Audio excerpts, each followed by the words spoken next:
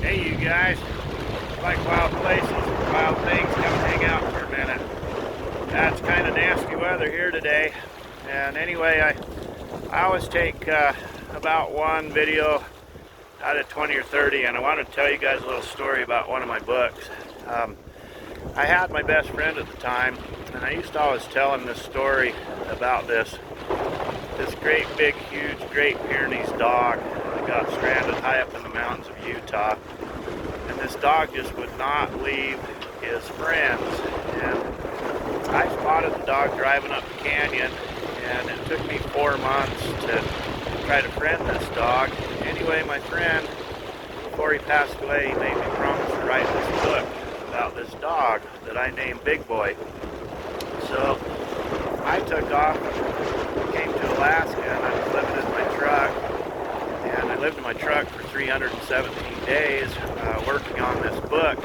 And I actually wrote the book all by hand. I wrote it on a neat cutting board sitting in my truck while I was living in there. And it was a pretty amazing dog, and it's a true story. And if you're of the LDS or Mormon background, one of the main guys, the prophet, his name was Gary Stevenson, and he was so overwhelmed with this story about the dog that he told his own story about the dog in the LDS General Conference of 2018 in October. And he compared this dog's demeanor to that of Jesus Christ. And after that, we compared the dog to even Jesus at one point needed some help. And that's where we kind of came in trying to rescue this dog. And the book is called The Legend of Big Boy. And it was a huge goal for me to finish this book, and I dedicated it to my friend Alan Warner. That's him right there on the right. He's the good-looking guy. I'm the bearded-looking dude. But anyway, it's a neat book, you guys. It's about this dog, and it's about his adventures. It's about his caring for his friends and not willing to leave.